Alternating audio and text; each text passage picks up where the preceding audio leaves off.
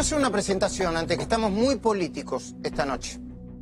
El editorial del día de hoy se llama, y me gustaría que Julio lo escuche, que Eduardo Amadeo cuando esté llegando lo escuche. Por favor, si Julio se puede sentar en la mesa central de los invitados. Hola Eduardo Amadeo, buenas noches. Las 4 caras del presidente Macri. Las 4 caras del presidente Macri. El presidente Macri tiene 4 caras. No te empeces a asustar. Es una descripción, sí, con adjetivos y con argumentos y con datos. Una es pública. Una es la pública. La institucional. La que conoce todo el mundo. Es la que refleja el gesto de un hombre medido. Ustedes lo vieron en actos públicos, ¿no? Casi contenido. Algunos, los que van más allá, dicen apocado, respetuosos de los signos y atento a la investidura presidencial. Lo tengo ahí a Eduardo Amadeo, que debe estar muy atento a lo que estoy diciendo porque lo conoce, porque está con él. Les pido una vez más un poquito de silencio en el estudio, gracias. Es la cara que aparece, por ejemplo, en actos protocolares como los del Te Deum. ¿Lo vieron a Macri en los actos protocolares del Te Deum? Le vamos a poner a esa cara, para organizarlo, el Macri institucional o el Macri oficial. Ahí está, es una buena cara esa, ¿eh? Es buena la cara del Macri oficial. Disculpame que me corra un poquitito. Ese es el Macri oficial. Las otras 3 caras, de las 4 caras que yo les quiero presentar, son las del Macri más desconocido. Las del presidente más desconocido. Vale la pena presentarlas, en especial durante estos días, cuando la incertidumbre económica afecta su imagen positiva y la imagen de su gestión. De esa incertidumbre del dólar vamos a estar hablando dentro de un ratito nada más, con Fausto Espotorno. Pero una de esas 3 caras, la del Macri privado, las 3 que quedan, ya te mostré la pública, quizá una de las menos públicas, es la de un presidente preocupado por imponer sus ideas ante el interlocutor de turno.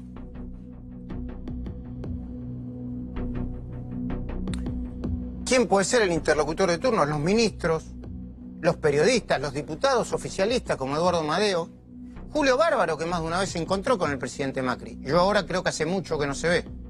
Y después de la nota que escribió en Infobae, al decir me avergüenzo de haber votado a Macri, no creo que se tomen un café, por lo menos por ahora.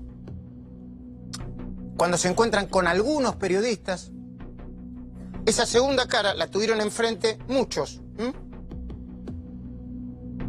Ellos pueden acreditar que Macri es capaz de transformar una reunión de 10 minutos en otras de más de 1 hora con tal de convencer a quienes cree que vale la pena convencer.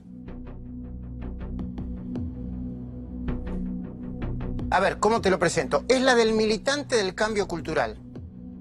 Te sienta y empieza a, venderte la militancia del cambio cultural. Esta Argentina tiene que cambiar, tiene que acabarse los vivos, tiene que acabarse el populismo. La Argentina que cree que se necesita. Cuando se ubica en esa postura, vamos a ponerle la del seductor político, segunda cara de Macri, la del seductor político. Aparece el hombre más sincero y sin filtro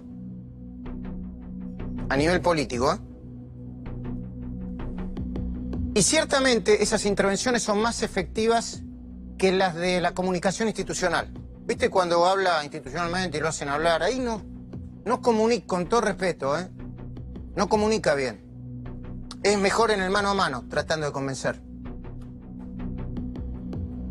Ese Macri es el que revela a un jefe de Estado que conoce al pie de la letra, por ejemplo, a sus colegas dueños de empresas, a los sindicalistas que le esconden las cartas, a los dirigentes de la oposición y a los de su propia coalición, e incluso a los dueños de los medios y a los propios periodistas. A vos te va a sorprender, pero Macri a veces está al tanto de lo que dicen y lo que hacen muchos periodistas. ¿Como Kirchner? Bueno, de otra manera, pero sí que está muy bien al tanto. Es mentira, no te vayas a confundir. Al presidente Macri y a todo el gobierno le importan mucho los medios.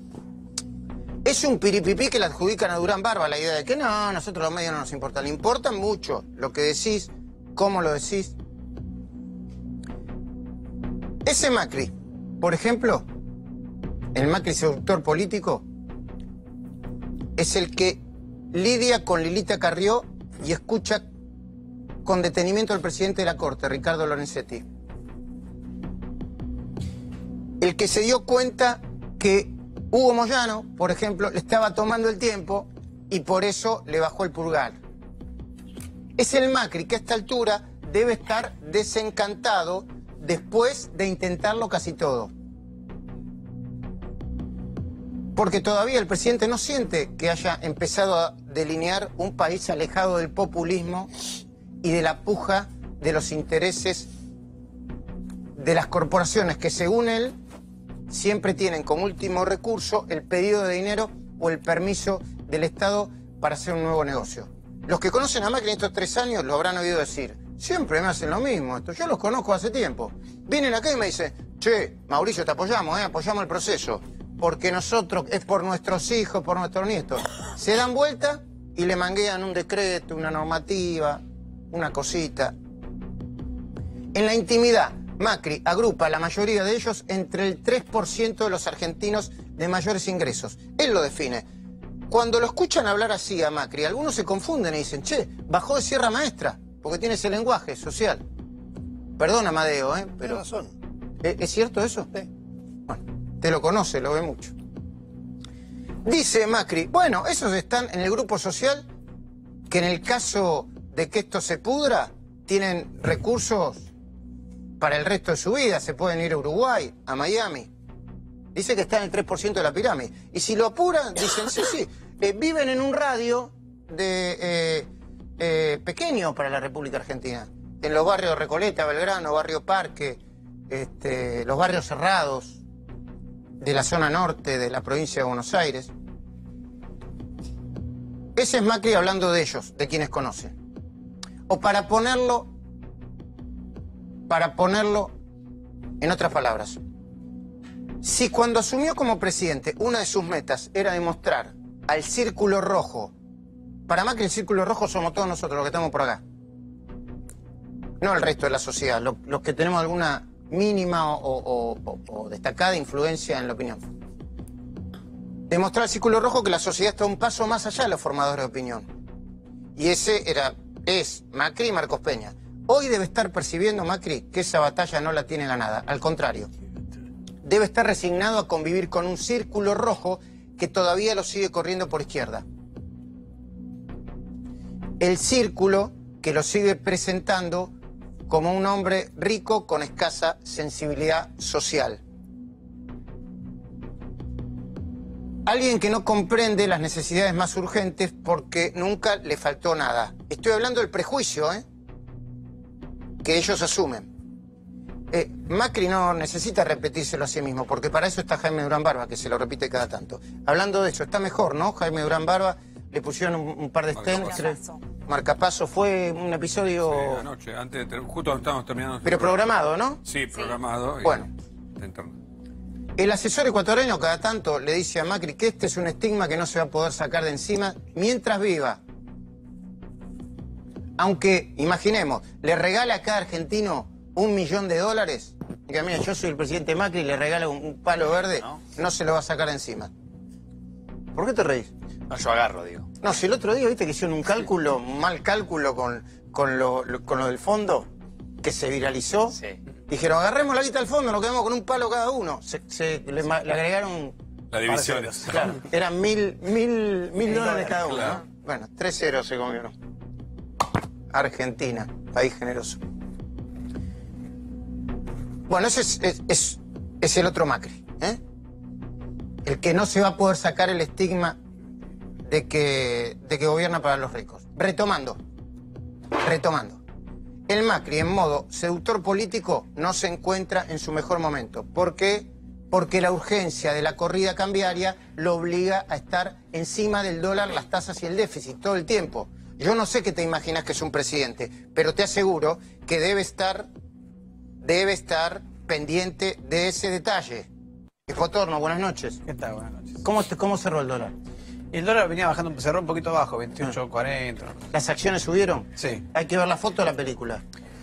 No, hay que ver las dos cosas, porque es todo tan detallista y tan fino que te mirás una sola cosa y te comes otra. Ah, la foto está complicada, ¿eh? La foto está complicada y la película está peor. La película también. La tercera cara de Macri es la del dirigente contrariado, y perdón por la palabra, un tanto cabrón. Cabrón, dije. Ese Macri, el Macri a quien sus amigos dicen que cada tanto se le despierta el indio, para mí es más interesante desde el punto de vista político todavía. Porque suele aflorar cuando adivina que su interlocutor no está de acuerdo con nada de lo que dice para defender su gestión. Ese es el Macri que por otra parte critica a Julio Bárbaro, ¿eh? Al que le pone el mote, el adjetivo soberbio. Sí, Julio, buenas noches. Yo leí tu columna. Soberbio, me avergüenzo. Fuerte la columna esa, ¿eh? Con muy contenido, no es para... Cuando apoyé también fue fuerte. ¿Cuándo qué? Cuando lo apoyé también lo hice está con bien. fuerza. Pero comprendés, Julio, ahora lo vamos a hablar, que una cosa es decir, che, yo lo voté y ahora no me gusta lo que está haciendo, voy para otro lado. Ahora, ¿me avergüenzo? Como si hubiera cometido un pecado. Punto suspensivo. Puede ser grave para vos, para la mí sociedad no. Para mí no, para mí vos podés... yo no me asusto de nada, vos podés decir cualquier barbaridad. Es más, hay un cura que se llama Jardín, que era un cara pintada, que anda diciendo que Macri se tiene que ir, urgentemente. Yo dije que fracasó una política y apoyo la democracia y el gobierno totalmente. Pero fracasó el gobierno que se fue y fracasa el gobierno que viene. La dirigencia política argentina, como no soy ni kirchnerista ni macrista, No, está bien, me pongo en un lugar distinto. Pero vos decís que fracasó. La y política que te da esta. vergüenza. Después me explicás por qué. Está a la vista que fracasó, no lo digo yo. Lo percibe la sociedad, lo siente, lo vive. Eduardo Madeo, después vamos a hablar de eso, ¿no? Digo, pueden compartir, ¿no? Y discutir políticamente, no hay ningún problema, ¿no? Por supuesto. Pueden, ¿no? Sí. ¿Y por qué lo sentaron? Perdón, mala mía en todo caso. ¿Por qué lo sentaron? Ah, bueno. ¿No mandás vos acá? Y en todo caso que no se note. Ese Macri, el cabrón, el que termina la cita antes de los previstos, antes ¿viste? ¿Cuánto tenemos? ¿Media hora? Y a los 10 minutos ya te quieres rajar. El que no se da tiempo para escuchar lo que el otro tiene que decir, incluso después de una pregunta del mismo, también existe, ¿eh? Un día del año pasado, no voy a decir de quién se trata, después de escuchar un brevísimo diagnóstico de alguien a quien el propio Macri le había preguntado, che, ¿cómo estás viendo la cosa? El presidente lo interrumpió a mitad de la exposición, se ve que estaba apurado, de manera amable pero cortante. Siempre es amable, pero puede ser amable y cortante. Le dijo, textual, aprovecha el tiempo para escuchar lo que te pueda decir el presidente. Recordá que el tiempo es el bien más valioso que tenemos. Blum. Habló en tercera persona, como marcando la cancha. Esa cara de Macri, la cara del dirigente enojado, del presidente enojado, es también muy interesante de analizar. Porque muestra, viste que como no lo vemos todos los días, nosotros tenemos como diferentes fotos que a veces no se corresponden, muestra su verdadera esencia, la del Tano Calabrés. La del Tano Calabrés. Julio, ¿vos de qué parte de Italia sos? Del sur también, no de Calabria, un poquito antes. ¿Vos, Eduardo, sos...? Amadeo Genovés. Mamita. Yo también tengo mi descendencia, es Schiavo, Calabrés, de Reggio Calabria, de parte de mi mamá. Bueno, por encima del modo zen que suele mostrar ante personas que no son de su confianza, viste que a veces vos lo ves caminar y decís, qué tranquilo que está. Hay un Macri que se enoja. Y se enoja mucho a veces. Pero la más rica de todas es la cara del Macri relajado. Ya tenemos las 4 caras ahí, ¿no? Nos falta la cara del Macri relajado. A ver la cara del Macri relajado. Sonriente, está bien. Hay un Macri relajado y sin ningún tipo de filtro. Con ganas y tiempo para hablar y escuchar sobre todos los temas. Desde el fútbol hasta la legalización del aborto. Perdón, Julio, ¿vos estás de acuerdo, después lo desarrollamos, con la interrupción del embarazo, con la legalización? No, ya sabés que estoy en contra. En contra. ¿Eduardo? Voté no. ¿Cómo estará la relación de Macri con la Iglesia? Ahora se lo voy a preguntar a Julio con todo esto.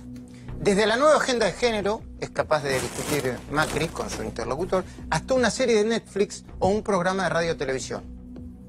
Despojado de la presión de la investidura y sin el teléfono rojo cerca. Hay un Macri así, ¿eh? Muy pocos tuvieron la oportunidad de conocer ese rostro, esa cara de Macri. No lo suele mostrar ni en la Casa Rosada, ni en la Quinta de Olivos, ni siquiera los viernes a la tarde, cuando está más relajado en la Quinta de Olivos. ¿Dónde lo muestra? En su vivienda familiar, en su quinta familiar, Los Abrojos, la que tienen los polvorines, donde suele recibir muy de vez en cuando a ministros de su plena confianza, a su familia y a la familia de su mujer, Juliana Aguada. No estoy revelando ningún dato íntimo, es la verdad. Ahí el tipo está relajado y puede hablar de todo, y escucha, y es un buen momento para conversar con él. Menos son todavía los que pueden jactarse de conocerlo bien, aún en Los Abrojos. Uno de ellos es Nicolás Caputo, y este es el dato. Es su amigo de toda la vida, el que compartió su tiempo en el Cardenal Newman y que en la interna del colegio quedó junto a Mauricio del lado de los Thanos contra los irlandeses. Saben que había una interna muy interesante esa interna, ¿eh? Para citarte un ejemplo, el del lado de los irlandeses quedó Pratt Guy y del lado de los Thanos, Nicky Caputo y Nicky Caputo, Macri y Torello, que se defendían, ¿viste? Eran como, los miraban como muy por arriba los irlandeses. Hay todavía. ¿Vos decís que por eso lo sacaron a Pratt Guy? No, te digo. No sé. Esto pasa y... No sé. Bueno, Caputo es el que llevó la valija con los 6 millones de dólares. Yo sé que fueron 6 millones de dólares porque hice un libro con eso y tenía el dato. Que les exigieron en su momento los secuestradores a Mauricio hace ya casi 30 años.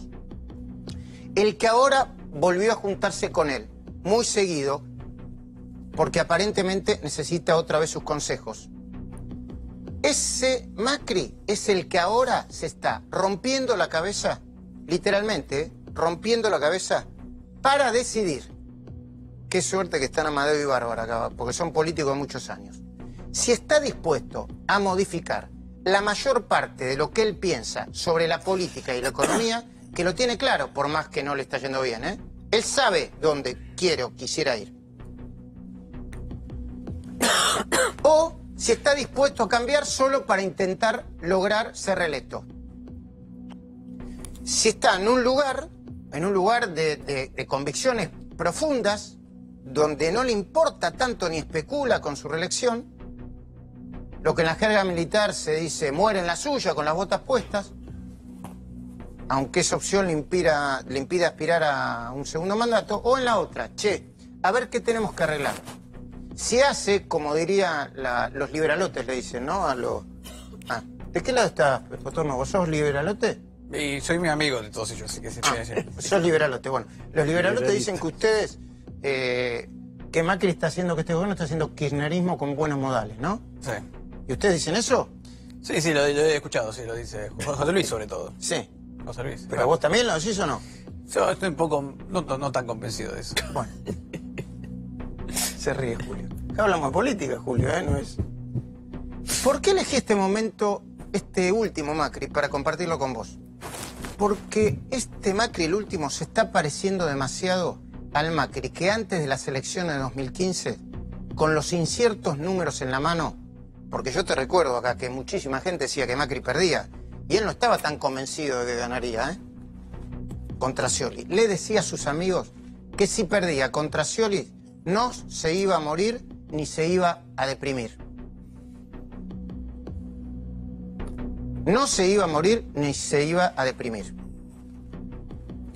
Iba a empezar a vivir una vida un tanto más relajada, propia de un hombre que se está acercando, y se está acercando ahora, por supuesto mucho más cerca de 2015, a los 60 años. Del Macri que tengamos de acá a las elecciones, de la conclusión que saquemos sobre estos 4 Macris, vamos a averiguar si finalmente va a poder ser reelecto o no. Pero antes de desarrollar los temas, quiero empezar con Julio. Vos dijiste, me avergüenzo de haber... Me voy a acercar, permiso, ¿eh? Me acerco. Si la cámara número 85 me sigue, por favor. No te estoy retando, ¿eh? Me parece...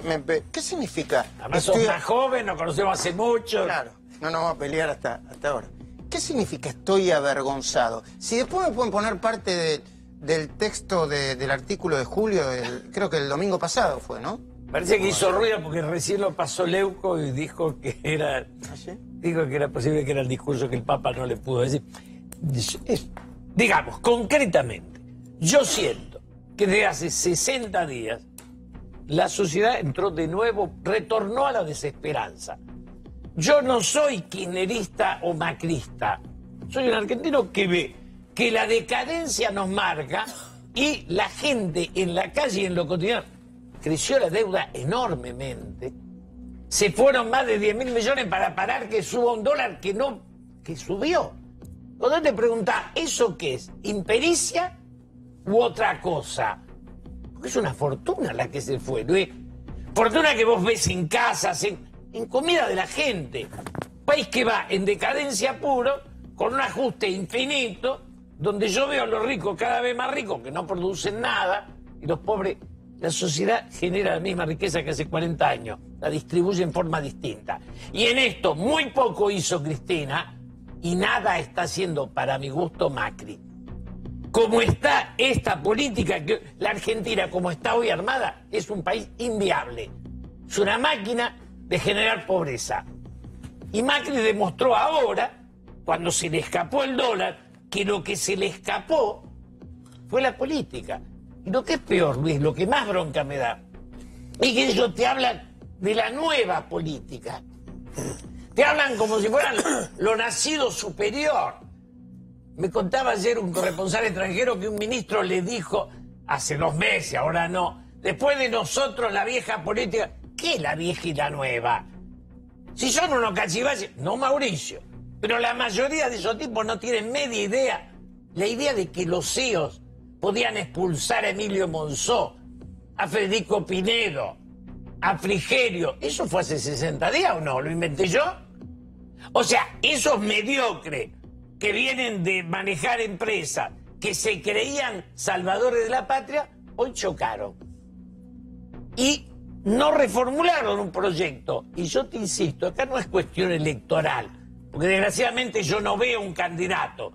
Lo que veo es en la gente una desesperanza, un dolor y una angustia que crece día a día. Ahora, ¿qué significa avergonzado? Porque Lo que me da vergüenza haberlo hecho. Me da vergüenza haber confiado en una generación que, digamos, volvió a hacer lo que están haciendo hace 40 años. El país del que fui diputado en el 73, no por Perón, era de Onganía, de Ilia, de Frondizi. Ese país tenía 5% de pobres. Hoy tenés 30 y pico. Ahora, algún día tenemos que preguntarlo qué parte es responsabilidad del peronismo y qué parte del liberalismo, Luis. Mitad ahora, y mitad, 50 y 50.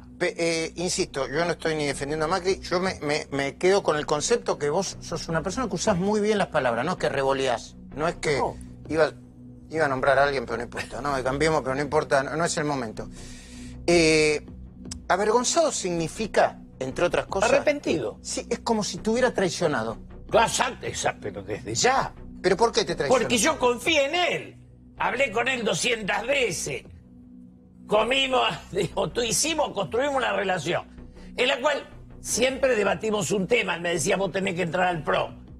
Yo le decía, yo no me voy, yo no nací para funcionario. Yo amo la política, no el carguito, la secretaria, eso no es para mí. Pero yo apoyé el gobierno y apoyo la democracia hasta el final. Pero aclaro, así como está armada la Argentina, los ricos serán infinitamente los ricos y la pobreza se va a seguir multiplicando. Y la deuda, ahí la tenés, a la vista. Porque ya no es la culpa de Cristina.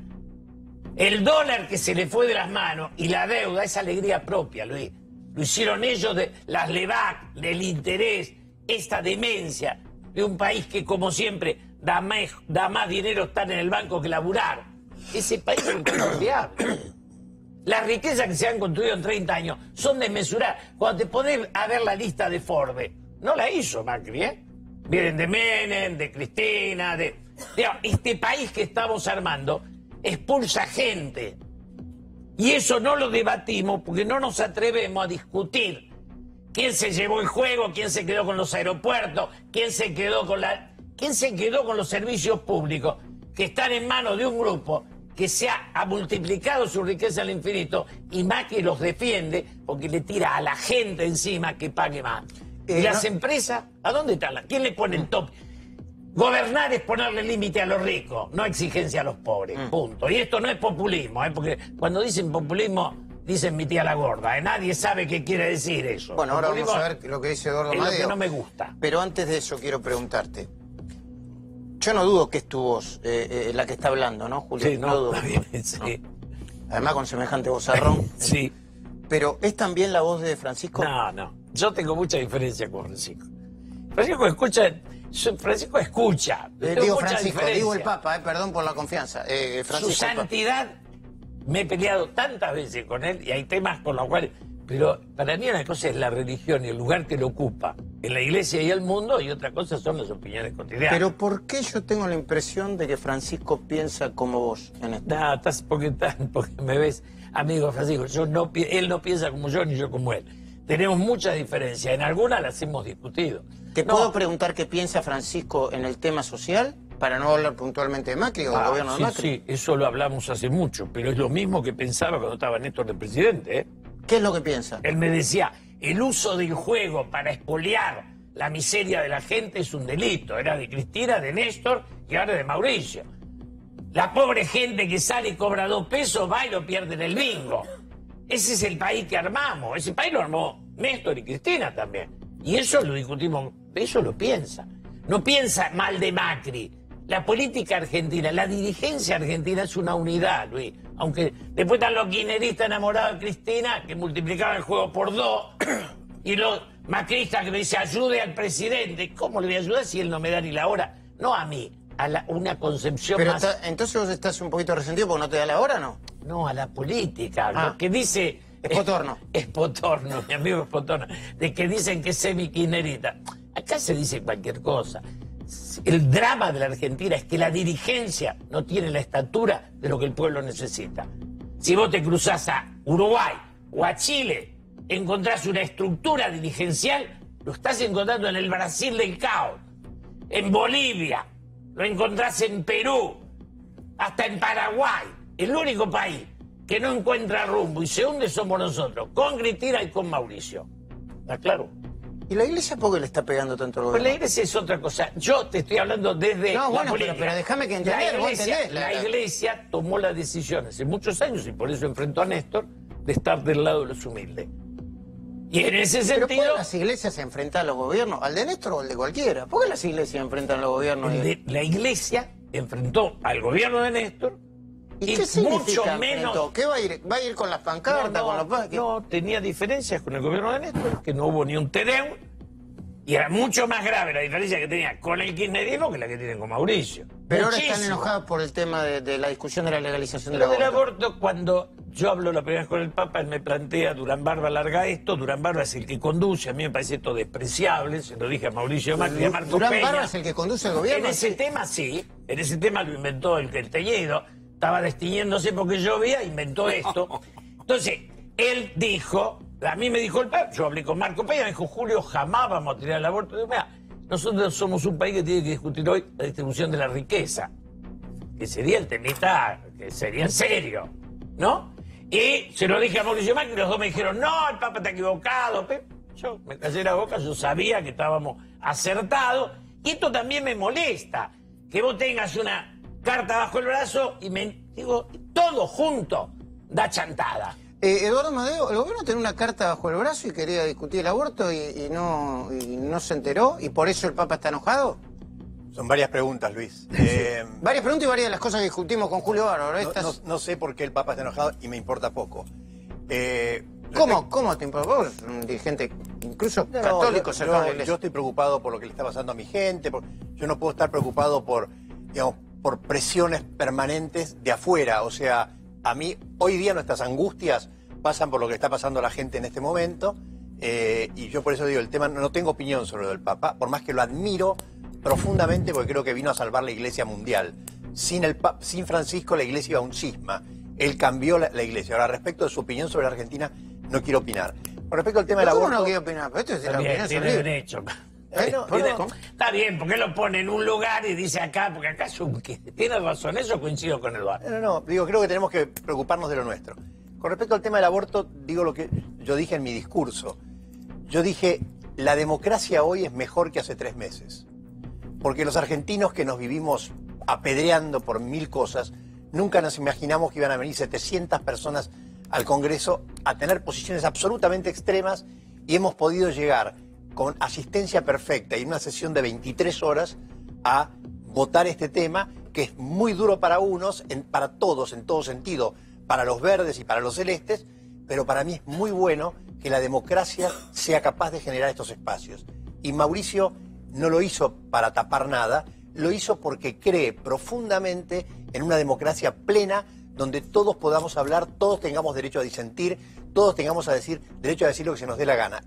Luis, pero no está montado, a ver, no está montado, la palabra montado no me gusta, no está vinculado este enojo de la Iglesia social con el gobierno, justificado por otra parte podría ser, a la discusión con la legalización del la aborto. Iglesia con esos temas ha cometido graves errores. ¿Con qué tema?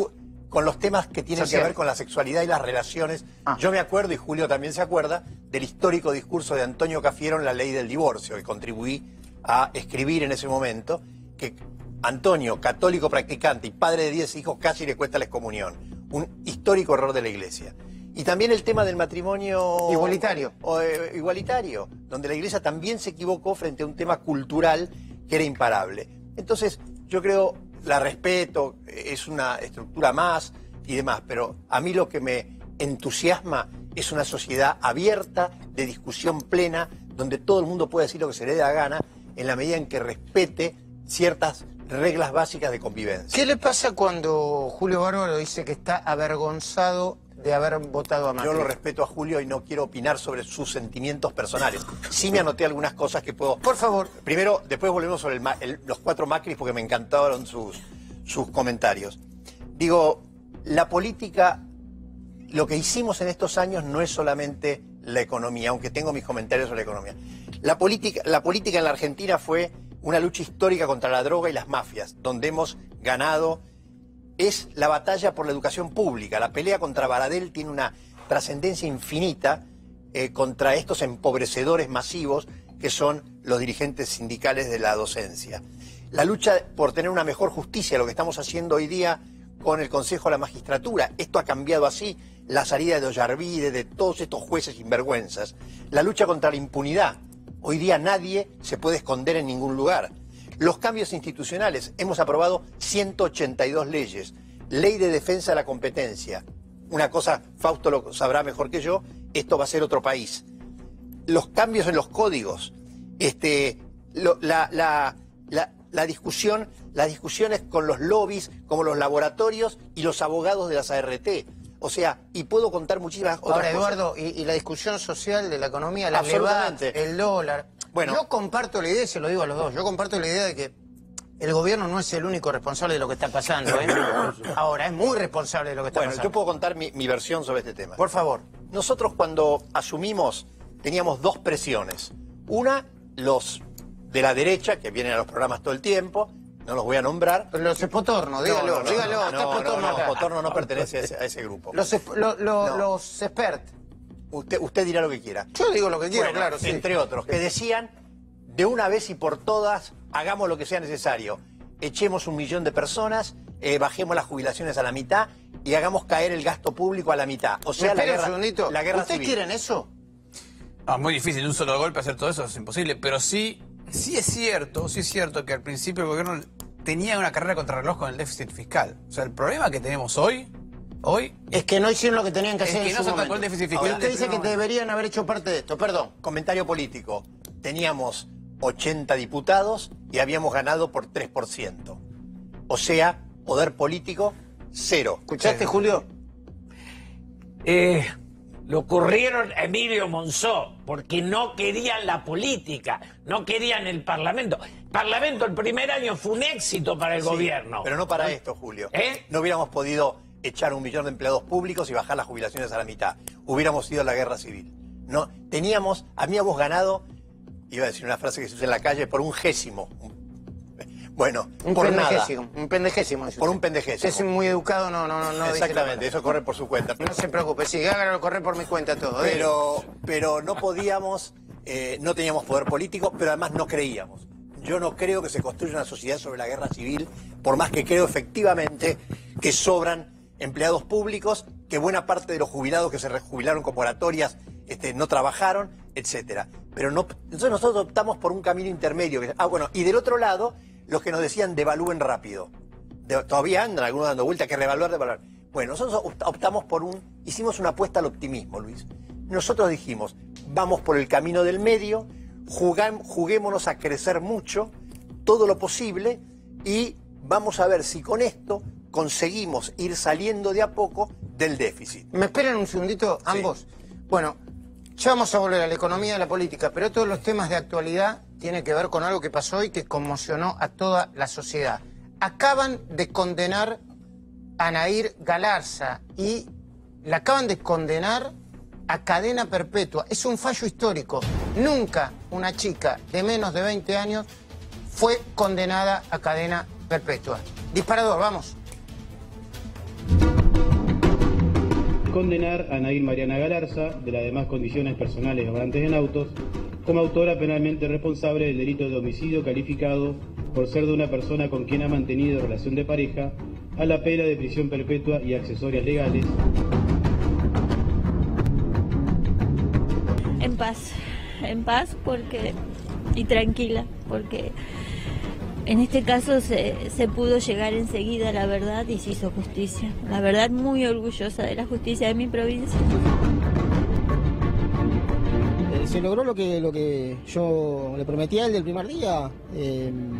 Luché para que esto se logre, esta perpetua, y más allá de que no haya ingresado el tercer agravante, los 35 años son los mismos. Acá no ganó ni Fernando ni perdió Nair. Acá ganó la justicia, tan veces cuestionada en este país. De quedar firme la pena de prisión perpetua, eso, de acuerdo a nuestro código vigente en la actualidad, podría empezar a plantear, digamos, un régimen progresivo de libertad a partir de cumplir con 35 años de esa. Nando no me lo va a volver nadie, él ya está descansando en paz a partir de este momento, pero hoy comienza la muerte de ella. Hoy comienza a morir día a día, porque no debe ser para nada lindo estar muriéndote diariamente en un penal.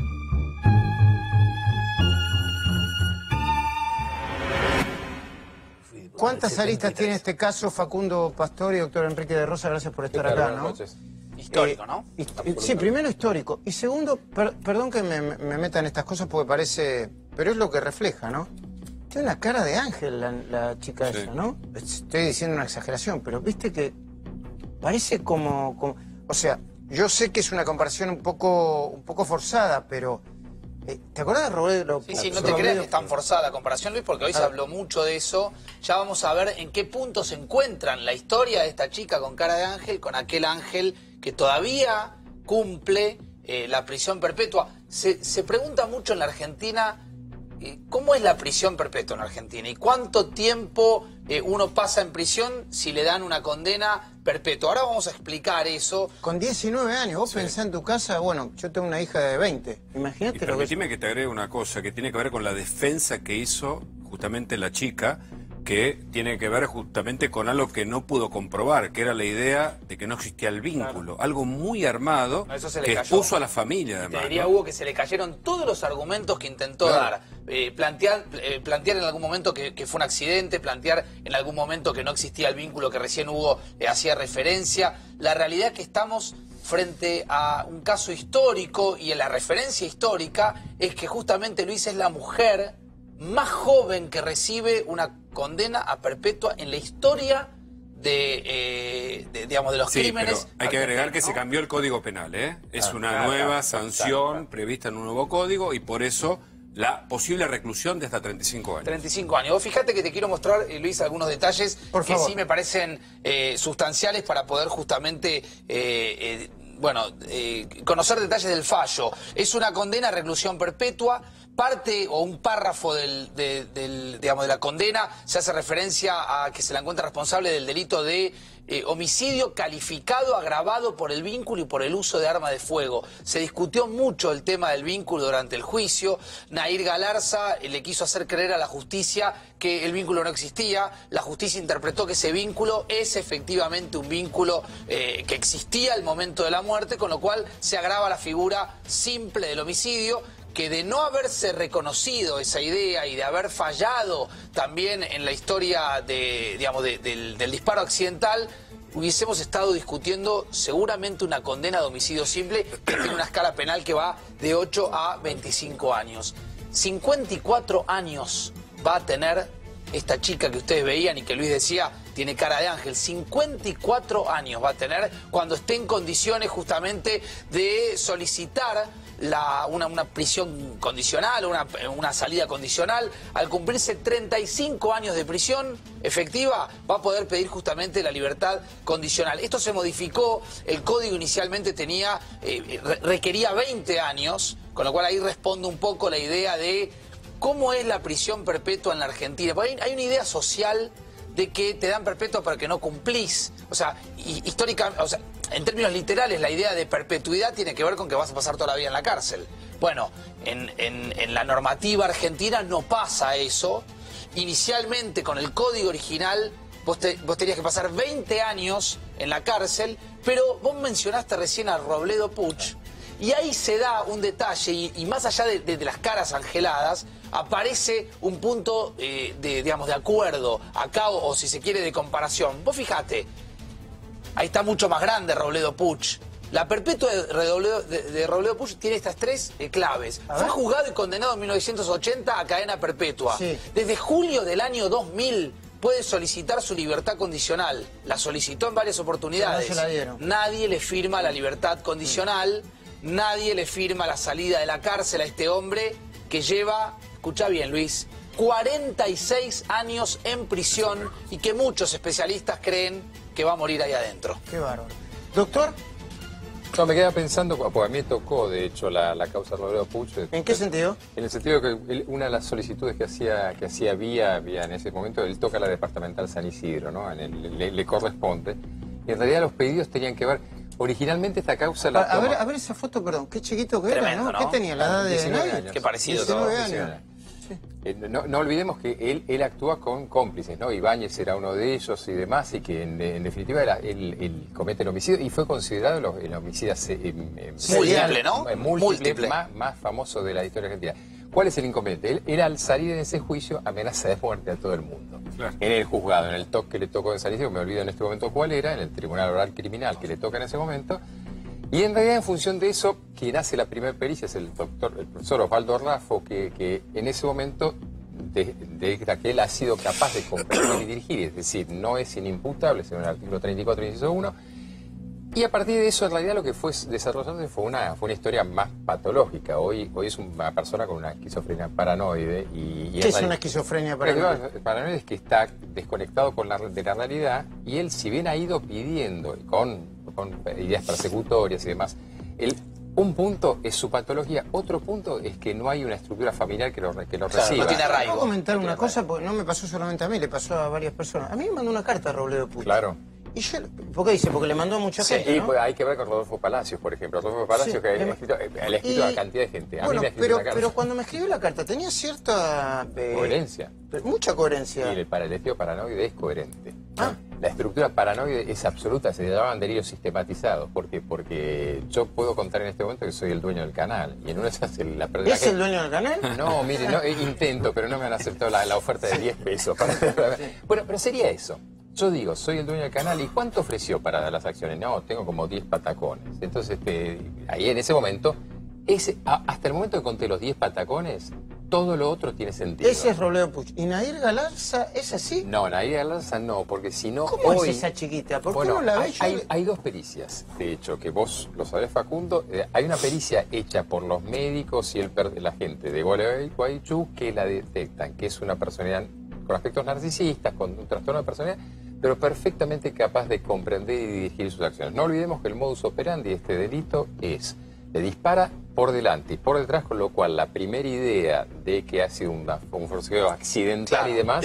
Sí, sería el primer accidente con dos disparos, porque las pericias balísticas le dan muy mal. Dirección opuesta. La otra cuestión que vos también mencionaste era la historia de que se trató de instalar la violencia de género. No olvidemos que acá interviene un representante artístico, que también, yo esto lo estoy hablando a veces con magistrados y demás, y les pregunto siempre la misma cuestión. ¿Alguna vez vieron un caso en que hubiese un representante de artistas en una causa judicial?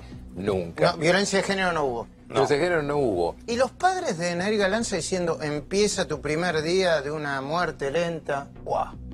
Y la otra cuestión es lo que representa... No, los padres del pastor, perdón, los padres de la víctima.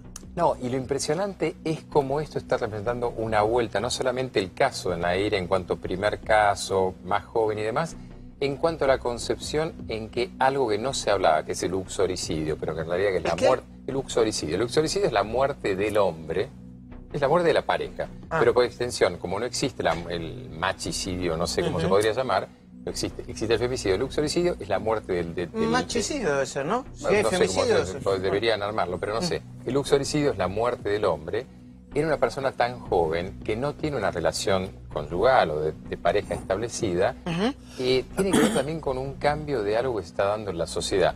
Hoy cuando hablamos con gente de Gualeguaychú y uno veía que en la plaza estaban aplaudiendo. Es decir, hay una sensación que se instaló la idea de, bueno, esto también es factible y implica varios cambios de causa. Muy bien. Hugo, dale, rápidamente.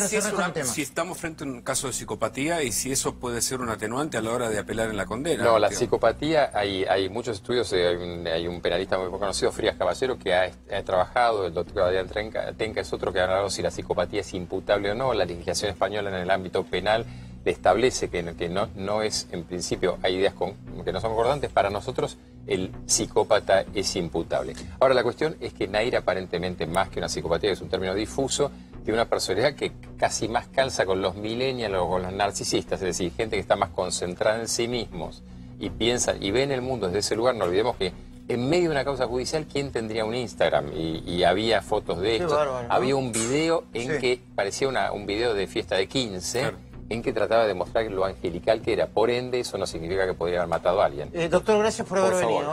Fue uno de los temas del día de hoy y no queríamos dejar de tocarlos. Pero atención, Lucía Salinas, buenas noches. Capitanich y una mega denuncia por corrupción que lo involucra. Dale. Sí, Luis, la Oficina Anticorrupción denunció a Jorge Capitanich por su desempeño como ex jefe de gabinete de Cristina Kirchner. Hay 6 denuncias al menos en su contra por el manejo de fondos, distintos convenios que se firmaron durante su breve periodo por la jefatura de gabinete. Te contamos en esta oportunidad de qué se trata esta nueva denuncia del organismo que dirige Laura Alonso. Es una denuncia por malversación de fondos y se concentra en 3 convenios firmados a favor de la Universidad Nacional de Chaco. En principio la licitación era de 3.2 millones de pesos, se dio de baja y se readjudicó sin mayores controles, según dice la denuncia de la Oficina Anticorrupción, a la universidad por un total de 14.5 millones de pesos. ¿Para qué era este convenio? ¿Para qué? Para hacer una reforma en el cableado y teléfonos de la jefatura de gabinete en el periodo en el que Capitanich se encontraba ocupando ese cargo.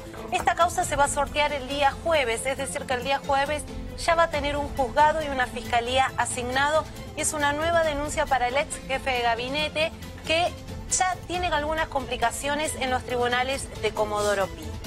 Muy bien. Tenías otra denuncia que tiene que ver con los teléfonos que están cruzando en la causa Nisman, incluido el de la expresidenta Cristina Fernández de Kirchner. Sí, porque finalmente el fiscal federal Eduardo Tayano presentó unos oficios al juez Julián Ercolini en el marco de la causa donde se investiga la muerte del fiscal Alberto Nisman. ¿Qué dicen estos oficios el fiscal Eduardo Tayano? Se pide el entrecruzamiento de llamadas telefónicas. ¿Qué teléfonos va a incluir esta nueva medida? Ya se libraron los oficios a las diferentes compañías prestadoras de los servicios. Los teléfonos de Cristina Fernández de Kirchner, Héctor Timerman, Carlos Zanini, Parrilli, entre otros exfuncionarios, porque la lista es mucho más extensa, y también exagentes de la CIDE, lo que ahora conocemos como la AFI. El lapso que se va a contemplar en esta investigación, en este entrecruzamiento, análisis de llamados telefónicos es desde diciembre del 2014 hasta febrero de 2015. Hay que prestar atención a este periodo, Luis, porque es un periodo bastante anterior a la muerte de Alberto Nisman y bastante posterior a la misma. Pero hay más información sobre esto. Quien tiene a cargo este entrecruzamiento de llamadas es la Policía Federal, un cuerpo especializado. También se pidió información y explicaciones al actual gobierno sobre los registros de ingresos a la Casa Rosada durante el fin de semana en el que se encontró sin vida el cuerpo de Alberto Nisman. Un fin de semana que para la justicia es clave, es determinante, como también saber por qué las cámaras de seguridad de la Quinta de Olivos no funcionaron para registrar ingresos y egresos. Hay 4.000 llamadas bajo análisis en la causa, donde ya la justicia determinó que Alberto Nisman no se suicidó, sino que fue víctima de un homicidio. Y la Cámara Federal porteña lo que dijo es que hay que analizar si ese asesinato está vinculado con la denuncia que él realizó. ¿Contra quién? Contra Cristina Kirchner por encubrimiento del atentado a la AMIA. Contestame esta pregunta. Si entrecruzan las llamadas, ¿se van a revelar los contenidos de las llamadas o solamente el hecho de que se entrecrucen? Lo que busca ahora la justicia determinar es, en principio, quiénes hablaron durante el periodo previo, durante y posterior de la muerte de Alberto Nisman. Y sobre todo, si esos entrecruzamientos de llamados hay entre los funcionarios, entre los exfuncionarios y los exagentes de la CIDE. Sobre todo en el caso de Jaime Estiuso. La fecha de diciembre de 2014 no es menor. ¿Por qué? Porque es cuando Cristina Kirchner descabeza la CIDE, da de baja a Estiuso y nombra a Oscar Parrilli frente a este organismo. Gracias. Última información de nuestros columnistas. Hugo Machiavelli. ¿Qué pasó el día del paro? ¿Quiénes quisieron impedir que la gente trabajaba? ¿Dónde y por qué? Dale. Mirá, Luis, lo que pasó fue que Alberto González, que es el hombre representante de los comerciantes en Virrey del Pino, además tiene un negocio que abrió el día del paro. Fue amenazado por 3 hombres. Ahora vamos a ver las imágenes de quiénes fueron los que lo amenazaron. Seguramente vamos además a mostrar quién es Martínez, Domingo Martínez. Es un hombre que es el delegado, secretario de Comercio, justamente del CEOC. La mano derecha del señor Ledesma, que es muy conocido. Fue, creo que incluso candidato a intendente. Fue diputado, pero vamos a ver el video y te sigo contando los detalles. Por favor.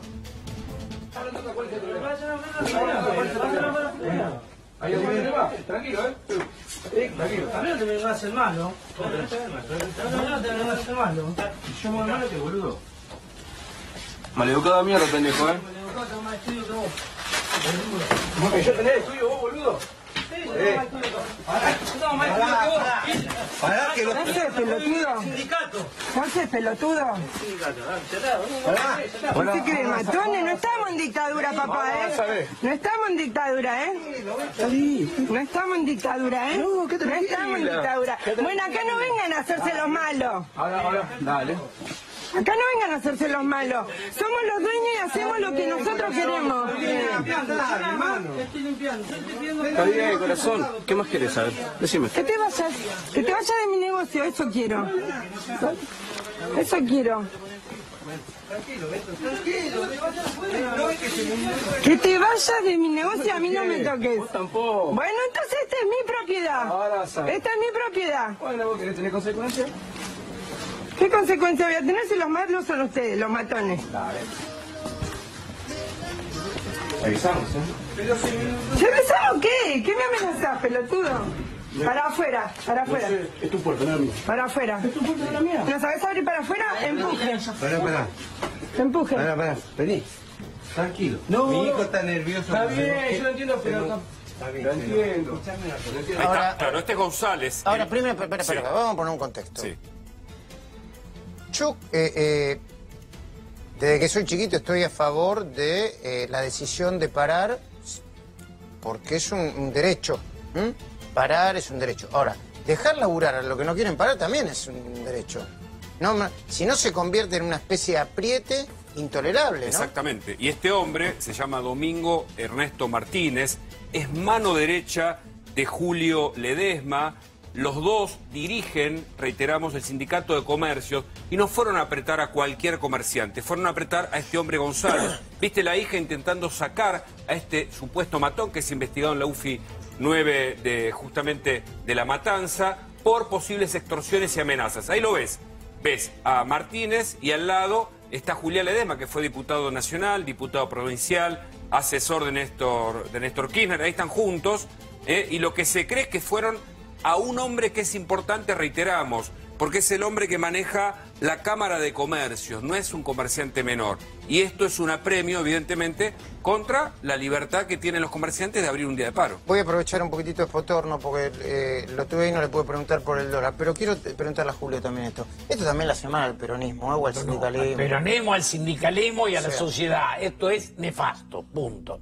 Atrasa, ¿no? Atrasa. Digamos, atrasa, marca la estructura mafiosa que por suerte hemos superado. Tenemos te quiero hacer una última pregunta. ¿Qué te pasa si te llama el presidente Macri para conversar? No, voy y hablo. No, voy y hablo. Y le explicás por qué le dijiste lo que... Pero además le explico que por qué estoy convencido que por este camino no hay salida. Punto.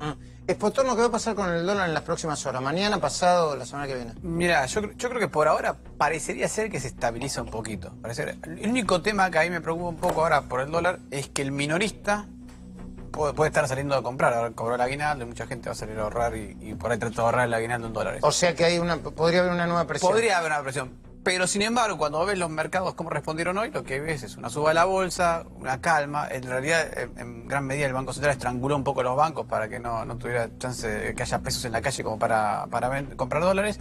Y eso ha frenado un poco el tipo de cambio. Así que creo que esas dos fuerzas van a estar combatiendo esta semana, ¿no? Si se logra la estabilidad, si gana la fuerza esta que estrangula al sistema financiero un poquito, probablemente el dólar quede estable. ¿Ves crecimiento en lo que resta del año? No, ya para el año estamos proyectando ya una recesión promedio. ¿Te acordás que antes decíamos, bueno, va a dar promedio positivo? ¿Cuál sería la recesión promedio? -1 de crecimiento este año en promedio.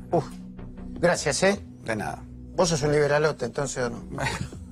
Algunos me dicen que sí, otros me dicen que no. Liberalito. Chacabuco, donde todo comenzó. Excelente relación precio-calidad. Chacabuco, otro vino de bodegas Los Haroldos.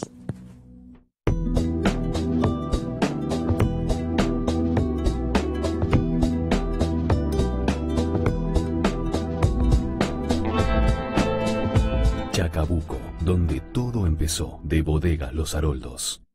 Eduardo Amadeo, tenemos pocos segundos para que me hable sobre las 4 caras de Macri que presenté en el editorial. Primero, muy buen análisis, felicitaciones. Comparto todas ellas. Con crítica incluida, ¿eh? Por supuesto, no es Dios, digamos. Pero, a ver, 2 o 3 cosas. Cuando discutíamos estas 182 leyes, Mauricio nos decía, lo que hago tiene que durar. No vistan, cambien. Segundo, es mucho más sensible de lo que muchas veces... Si no fuera sensible, no hubiera tenido el presupuesto social récord que ha tenido, la pelea por la educación pública, los cambios estratégicos que está haciendo en educación, salud, etc. Tercero, es un tipo súper decidido. Él se animó, aunque no es muy popular, cuando vio que se le escapaba, que no lo podía controlar el tipo de cambio, juntó a 4 personas y dijo, vamos por el fondo. Y se animó, se paró sobre el freno. Si no hubiera hecho eso, Luis, estaríamos en el año 2001. Gracias, Amadeo. ¿Cuál es mi cámara? Esta. Nos reencontramos mañana a partir de las 10 de la noche acá en 4 días. Chau.